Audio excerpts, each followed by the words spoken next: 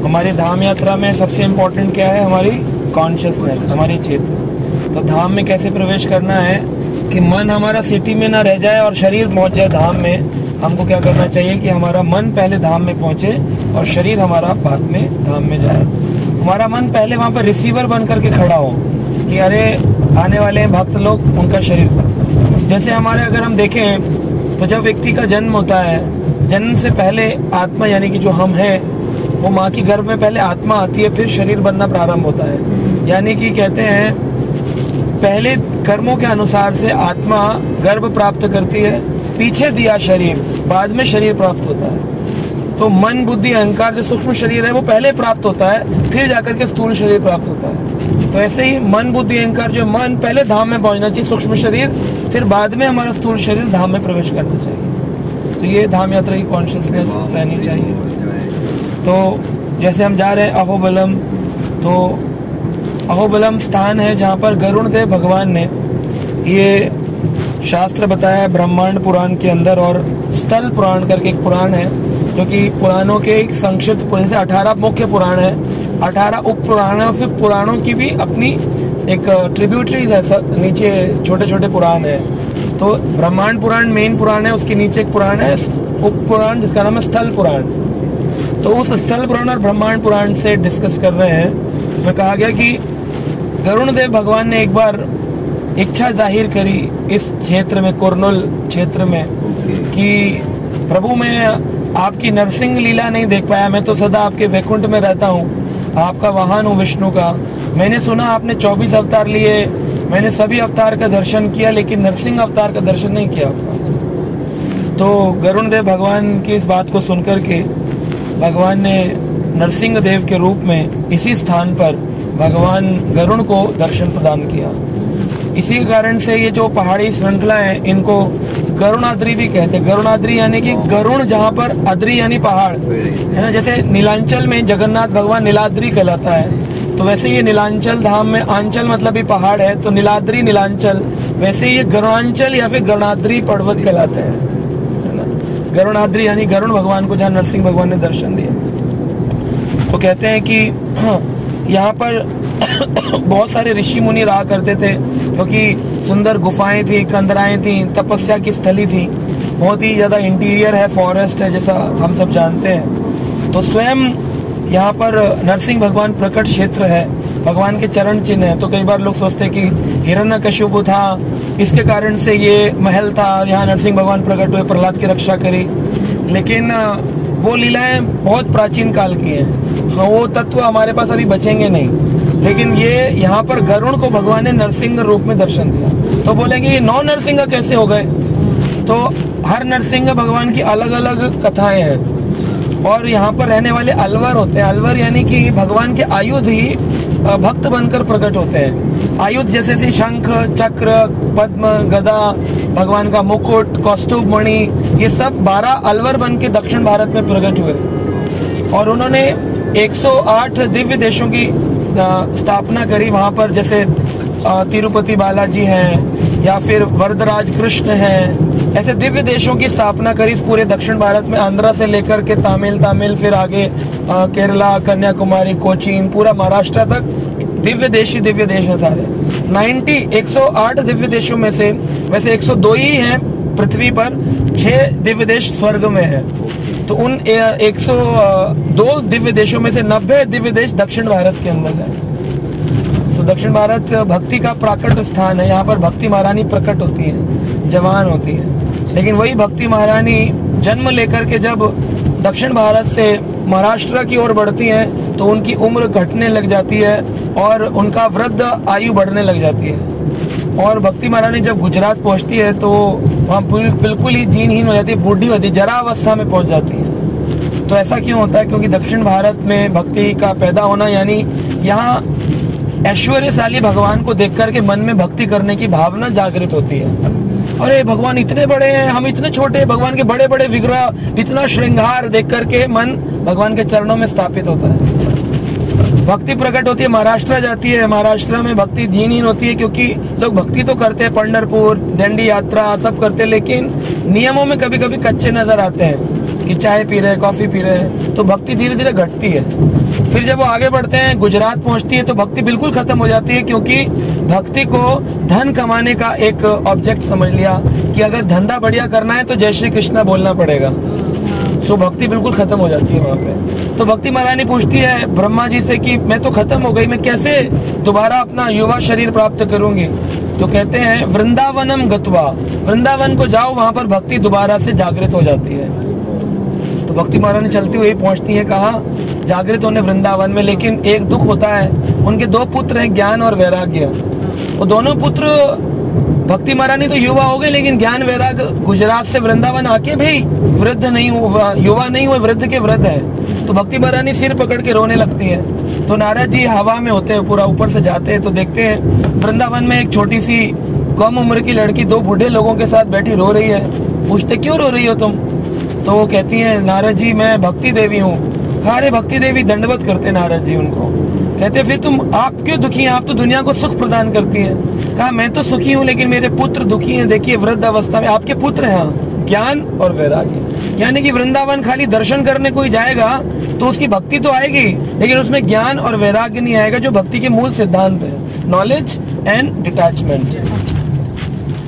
तो भक्ति महारानी कहती है कुछ करिए नारद जी। नारद जी कहते हैं मैं इसका उदाहरण दूंगा। तो वो जाते हैं ब्रह्मा जी के पास में और ब्रह्मा जी से कहते हैं पिताजी भक्ति महारानी अभी बड़ी वीक हो गई हैं, उनके वो तो युवा हुई वृंदावन जाकर, लेकिन उनके पुत्र वृद्ध हैं, तो कुछ आइडिया बताइए। तो वो कहते हैं उनके पिता ब्रह्मा कि देखो अगर भक्ति को आपको सपोर्ट करना है उनके पुत्रों के द्वारा तो एक ही माध्यम है, अमलम पुराण श्रीमद् भागवत पुराण कराना पड़ेगा। भागवत पुराण का श्रवण करने मात्र से ज्ञान और वैराग्य युवा हो जाते हैं। तो वो कहते हैं लेकिन भागवत सुनाएगा कौन? तो बोले भागवत गया भागवत स्थान है, भागवत पढ़ना है सुनना है तो भागवत के पास ही जाना चाहिए, किसी और से नहीं सुनना चाहिए। तो भागवत भक्त ढूंढा, कहा नहीं पता। ब्रह्मा जी बोले मेरे ही मानस पुत्र हैं चतुर्थ कुमार, तो 4 कुमारों से बताओ कि वो भागवत सुनाए। और 4 कुमार बैठे बद्रीनाथ आश्रम में तपस्या कर रहे हैं। नारद जी कहते हैं चलिए चलिए आप भागवत कथा सुनाइए, आप लोग तो भागवत प्रेमी हैं, भागवत वक्ता हैं। तो उन्होंने कहा कि हाँ हम चलेंगे, लेकिन हम वृंदावन नहीं जाएंगे, हम लोग बद्रीनाथ धाम में बैठे हैं। कहा ठीक है, अगर आप नहीं जाएंगे तो आप थोड़ा तो आगे बढ़िए हमारे साथ में। कहा ठीक है मैं हरिद्वार तक जाऊंगा। जैसे हमारे घर में कोई गेस्ट आता है तो हम कहाँ तक जाते हैं? गेट पर रिसीव करने जाते हैं। तो हरि तक जाने का जो द्वार है उसका नाम है हरिद्वार। तो उन्होंने कहा हम हरि के द्वार तक तो जाएंगे, उसके आगे नहीं जाएंगे द्वार छोड़ करके। तो फिर नारद जी बोले ठीक है मैं भक्ति महारानी के पुत्र और भक्ति महारानी को लेके हरिद्वार तक आता हूँ। तो वो बैलगाड़ी पर डाल करके और हरिद्वार तक ज्ञान वैराग को बुढ़ापे में लेकर आए। भागवत कथा का पंडाल बनाया गया हरिद्वार में और 4 व्यासासन लगाए गए। सब पर सनक सनंदन सनत कुमार चारों बैठे, पंडाल में हजारों लोग बैठे आकर के। भक्ति महारानी भी आ गई, उनके पुत्रों को लिटा दिया गया जमीन में, कह रहे बूढ़े लोग हैं। जब भक्ति महारानी को प्रणाम करके चतुर्थ कुमारों ने भागवत कथा करना प्रारंभ किया। भागवत कथा का कीर्तन सुनते ही, भागवत कथा का महिमा सुनते ही ज्ञान और वैराग नाचने लग गए, एकदम यंग बच्चे बन गए। तो नारद जी बोले ये बात तो प्रूफ हो गया कि बिना भागवत पढ़े भक्ति पूर्ण होने वाली नहीं है हमारे। तो इस प्रकार से जो श्रीमद् भागवत का ज्ञान वैराग्य भक्ति महारानी है, ये दक्षिण भारत में जन्म होता है इनका। तो ये यहाँ पर जो गरुण भगवान थे उन्होंने नरसिंह देव भगवान से कहा कि मुझे आप दर्शन दीजिए। तो भगवान ने अपने अलग अलग रूपों में दर्शन दिए उनको।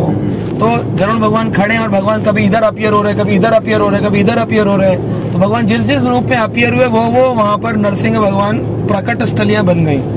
और बाद में जो अलवर आए, जो भगवान के आयुध अवतार थे, उन्होंने उन स्थलियों को खोजा। तो कहीं पहाड़ में से भगवान नरसिंह का एक उग्र नरसिंह का रूप निकल आया, कहीं से कुछ। उन्होंने फिर उनको अलवरों ने स्थापित किया और उनको पूजा स्थली प्रारंभ करी। इस प्रकार से ये नव नरसिंहा निर्माण हुआ।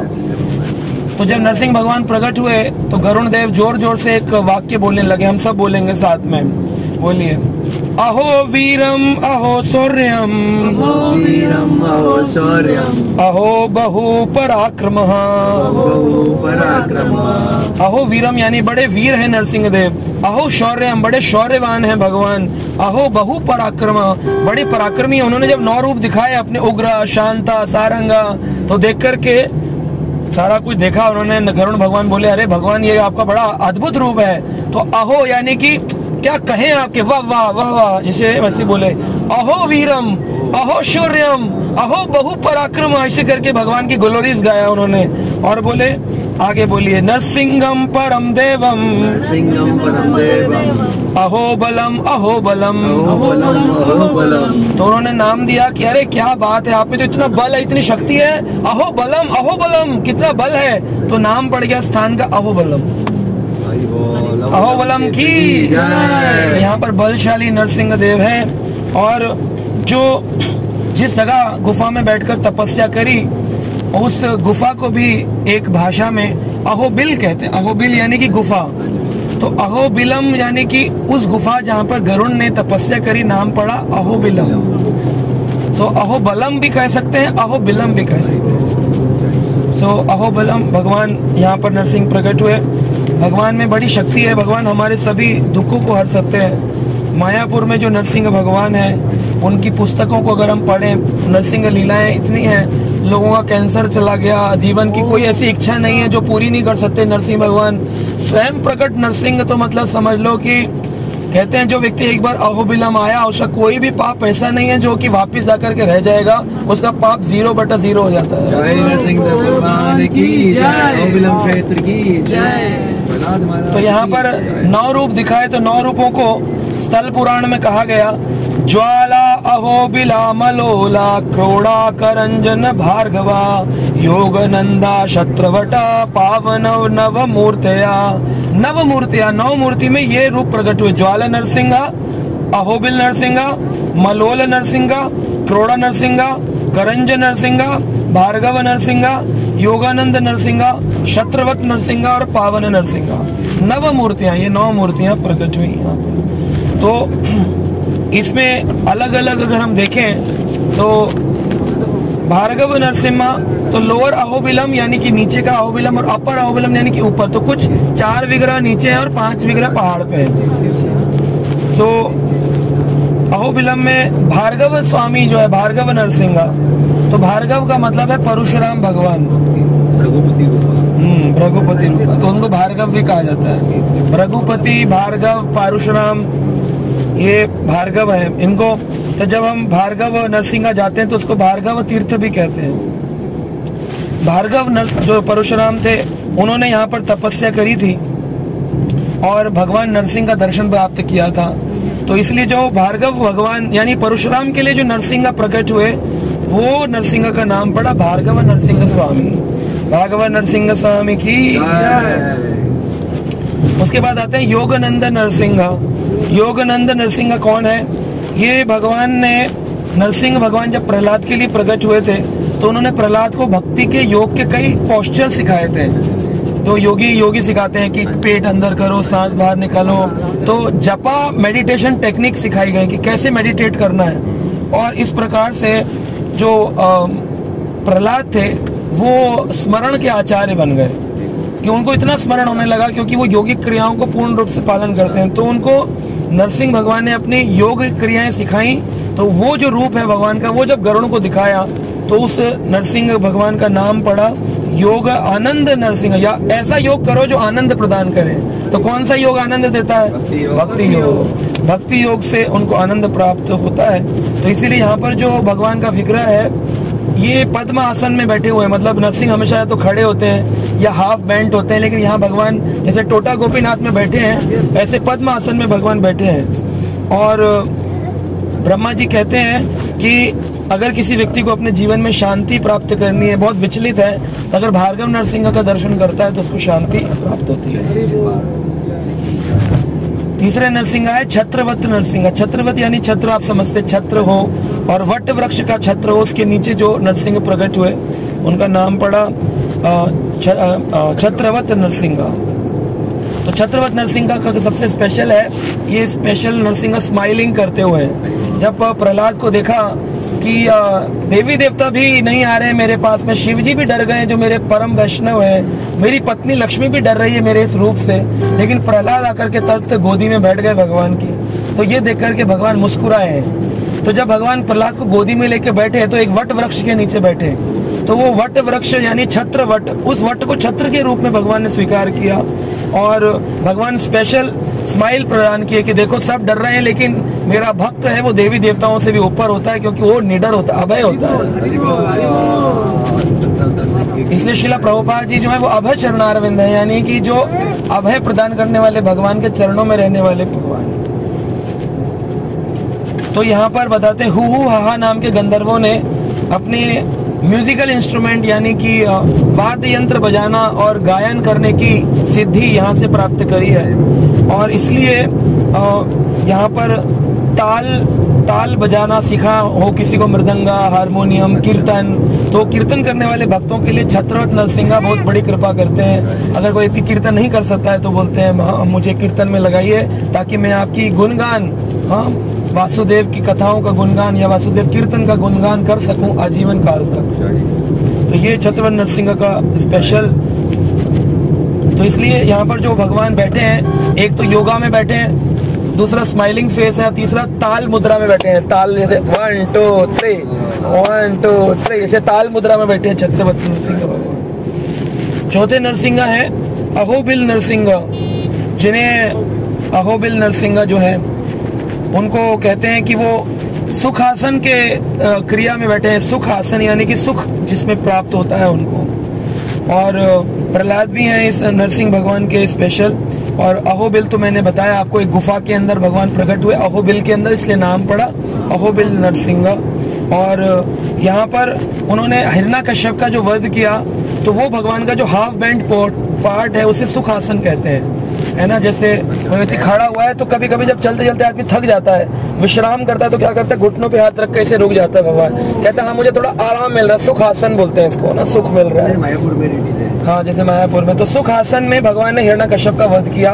तो हिरण्याकश्यप वध का जो पोज है वो है भगवान का अहोबिल नरसिंह स्वामी। पांचवें नरसिंह जिनका नाम है क्रोड़ा नरसिंह। क्रोड़ा शब्द का मतलब है वराहा।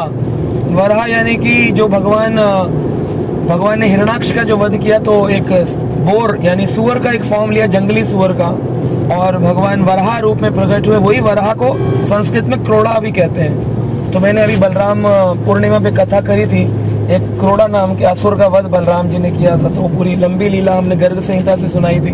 तो वो क्रोड़ा मतलब होता है वराह, सुअर, जंगली सुअर। ऊपर तो यहाँ पर जो भगवान का विग्रह है वो है तो नरसिंह, लेकिन उनका मुख क्रोड़ा जैसा है। जैसे जब हम सिंहाचलम जाते हैं तो सिंहाचलम में भी ऐसा विशेष विग्रह है जो वराह और नरसिंह मिक्स है एक के अंदर। तो यहाँ पर भी वराह और नरसिंह मिक्स जो डीटी है। और कृष्ण जो थे वो ब्रह्मा पर बड़ा गुस्सा हो गए थे कि ब्रह्मा तुमने कैसा वरदान दिया हिरण्याकश्यप को कि उसके लिए मुझे स्पेशली न दिन में मरूं, न रात में मरूं, न सुबह मरूं, न शाम मरूं, न अस्त्र से मरूं, न शस्त्र से मरूं, न पशु से मरूं, न इंसान से मरूं। तुमने इतने सारे नियम में तथास्तु कह दिया, उसके लिए मुझे कितना प्लानिंग करना पड़ा कि शेर बनूं, आधा आदमी बनूं। बोला अस्त्र से न शस्त्र से, नाखून से मारूं, दिन में मरूं, न रात में मरूं तो शाम को मारूं, अंदर मरूं ना बाहर मरूं तो धैर्य पे मारूं, और 12 महीने में कभी ना मरूं तो मुझे एक और महीना बनाना पड़ा, पुरुषोत्तम अधिक मास 13वें महीने में आके मुझे मारना पड़ा। तो भगवान बड़े गुस्सा हो रहे थे, ब्रह्मा जी अगली बार ऐसा वरदान मत देना। तो फिर नरसिंह भगवान को वो कहते हैं कि ब्रह्मा जी बोलते हैं कि मुझे ज्ञान आ गया, लेकिन आप तो जानते हैं कि ज्ञान का शब्द का मतलब है वेद, और वेद जो है वो तो पानी में चले गए थे। तो मैं तो अज्ञानी हो गया था जो मैंने उसको तथास्तु कह दिया, क्योंकि मेरे वेद को उठा के इसके भाई हिरण्याकश्यप के हिरण्याक्ष ने नीचे रसातल में फेंक दिया था। तो मैं कैसे ज्ञान रखता, मैं तो अज्ञानी था। तो भगवान बोले अभी तो ज्ञान आया। बोले ज्ञान तो आया, लेकिन सच्चा ज्ञान वेद को निकाल कर लाए आप, तो वराह रूप लिया था, तो मुझे वराह रूप का दर्शन कराइए तो मेरा ज्ञान वापिस आएगा। तो भगवान बोले लेकिन मेरा अभी तो समय नरसिंह भगवान का अवतरण का है, वो मैं नहीं जानता। आप जब हिरण्याकश्यप के लिए नरसिंह बन सकते हैं तो क्या ब्रह्मा के लिए नरसिंह और वराह नहीं बन सकते हैं? तो फिर उन्होंने ब्रह्मा भगवान की स्तुति जब करी, ब्रह्मा जी ने वेदों को प्राप्त करने के लिए, तो भगवान गुस्सा हुए। भगवान बोले मैं वराह रूप तो दिखाऊंगा, लेकिन तुम्हें अब ज्ञान प्रदान वेद तुम्हें नहीं दूंगा, यहाँ पर मैं वेद लक्ष्मी जी के हाथ में दूंगा, क्योंकि कल को फिर तुम कोई राक्षस छीन के भाग जाएगा तुमसे। तो फिर उन्होंने लक्ष्मी जी को अपना वेद ला करके दिए और ब्रह्मा को एक अपना वराह क्रोड़ा रूप दिखाया, जिसमें आधे नरसिंह और आधे वराह भगवान है। क्रोड़ा नरसिंह स्वामी की। और छठे नरसिंह जिनका नाम है करंज नरसिंह। करंज यानी कि होता है धनुष, तो इनको सारंग नरसिंह भी कहते हैं। सारंग नरसिंह क्यों कहते हैं? एक बार हनुमान जी आए थे इसी लीला स्थली पर अहोबिल में गुफाओं में तपस्या करने, तो हनुमान जी बैठ करके राम राम राम राम राम जप रहे थे। तो भगवान नरसिंह का स्थान में आकर राम राम बोलो, तो नरसिंह भगवान प्रकट हो गए। नरसिंह भगवान बोले बोलो हनुमान तुमने मुझे पुकारा। हनुमान जी बोले कि आप कैसी बात करते हैं भगवान, मैंने तो आपको नहीं बुलाया, आप मेरे भजन में डिस्टर्ब कर रहे हैं। आपका कौन है? आप शेर का रूप लेकर आए हुए हैं, कौन है आप? हटिए यहाँ से, मुझे डिस्टर्ब मत करिए। तो बोले अरे अभी तो तुमने राम राम राम कहा तो मैं आ गया। तो नरसिंह भगवान बोले कि तुमने राम कहा तो मैं आया हूँ ना हनुमान। तो बोले मैंने राम कहा, मर्यादा पुरुषोत्तम राम कहा, मैंने किसी शेर को नहीं बुलाया। तो हनुमान जी को नरसिंह भगवान कहते हैं मुझ में कमी क्या है? तो भगवान कहते हैं ना अहम भक्ता पराधीन हो, मैं भक्त के पराधीन हो जाता हूँ, भक्त की इच्छा पूरी करने के लिए जो कुछ करना पड़े मैं करूंगा। तो बोलो ना हनुमान तुमको क्या कमी दिखती है मुझ में? बोले मेरे प्रभु का एक नियम है, वो धनुष लेकर के हमेशा रहते हैं, तो मैं तो उन्हीं को दंडवत करता हूँ जिनके हाथ में धनुषधारी भगवान मर्यादा पुरुषोत्तम राम होते हैं। तो नरसिंह भगवान बोले बस इतनी सी बात, धनुष होगा तो प्रणाम करोगे? बोले धनुष आपके कैसे मिलेगा, वो तो मेरे प्रभु के पास है। तो उन्होंने कहा मैं ही तो हूँ। कहा तो फिर धनुष लेखाइए। तुरंत नरसिंह भगवान ने अपने हाथ में धनुष धारण किया और हनुमान जी देख करके पहचान गए कि मेरे राम ही नरसिंह बनकर प्रकट हुए, और हाथ में धनुष देखकर उनको दंडवत प्रणाम किए, और भगवान ने हनुमान को उठा करके गले से लगा लिया। नरसिंह भगवान का नाम पड़ गया करंज, यानी सारंग नरसिंह भगवान। सारंग धनुष धारण किया राम जी का उन्होंने। तो आज भी डीटी जो है बैठी है और हाथ में धनुष बाण ले रखा है नरसिंह भगवान ने। सारंग नरसिंह करंज नरसिंह भगवान की जय। करंज क्यों कहते हैं? करंज इसलिए भी कहते हैं क्योंकि वहाँ पर करंज का वृक्ष है, एक प्रकार का वृक्ष होता है जिसे करंज वृक्ष कहते हैं। तो जहाँ हनुमान बैठ के तपस्या कर रहे थे उस वृक्ष को भी करंज कहते हैं, तो वो इसलिए भी इसको करंज नरसिंह स्वामी कहते हैं। सातवें नरसिंह जिनका नाम है मलोल नरसिंह। मलोल का मतलब है माँ लोल, माँ यानी कि लक्ष्मी, लक्ष्मी माँ, और लोल यानी कि जिनकी प्यारी हैं। तो मलोल नरसिंह यानी कि जिनको लक्ष्मी जी प्यारी हैं वो नरसिंह भगवान, मलोल नरसिंह। तो यहाँ पर कहते हैं कि जो हमारे श्रीनिवास आचार्य हैं और वो आकर के यहाँ संन्यास धारण किए थे। एंड उनको यहाँ पर एक डीटी मिली थी जो कि मलोल नरसिंह नाम की यहाँ पर प्राप्त हुए उनको। तो ये जो भगवान है यहाँ पर बड़े सौम्य रूप में, यानी कि जब उनका उग्र रूप शांत हो गया और लक्ष्मी जी बोली अभी मेरे साथ वापिस वैकुंठवासी भगवान चलिए, तो वो लक्ष्मी जी को धारण किए, वो भगवान का नाम मलोल नरसिंह भगवान पड़ गया, मलोल नरसिंह स्वामी। तो यहाँ पर और भी कई भक्तों को उसके बाद उन्होंने दर्शन दिए। तो यहाँ के मुख्य विग्रह में मुख्य विग्रह है जिसका नाम है मलोल नरसिंह स्वामी। कहते हैं अगले आठवें नरसिंह जिनका नाम है ज्वाला नरसिंह स्वामी। तो ज्वाला नरसिंह वो हैं भगवान जिन्होंने क्रोध में ज्वाला प्रकट हुई थी हिरण्यकश्यप के प्रहार को जब प्रहलाद के पास देखा कि प्रहलाद को कैसे परेशान कर रहा है ये हिरण्यकश्यप, इस गुस्से में भगवान को क्रोध आया और क्रोध अग्नि में भगवान की ज्वाला भड़क उठी। इतने भयानक थे भगवान की उनके बाल भी हवाओं में ऐसे तैर रहे थे और भगवान ने पूरा शेर का रूप लिया और दहाड़ रहे थे। देवी देवता भी घबरा गए। कहे शिव जी जो कि तांडव नृत्य करके संहार करते वो भी सोच रहे ये क्या हो गया है, ऐसा कैसे हो गया कि इतना भयानक, और डर करके शिव जी ब्रह्मा सभी घबराए हुए हैं। तो बोलते हैं कि जो ज्वाला नरसिंह स्थान है ये हिरण्यकश्यप का वो भगवान का जो महल था उसकी जो पिलर नहीं उसका जो स्थान था उधर भगवान ने जहाँ देहरी पर आकर मारा उसको, वो देहरी जो थी वो ज्वाला नरसिंह स्थान है। ज्वाला नरसिंह जो मारते स्वरूप है ज्वाला नरसिंह, ज्वाला नरसिंह में मार रहे हैं और वो देहरी वो स्थान जहाँ पर मारा उन्होंने।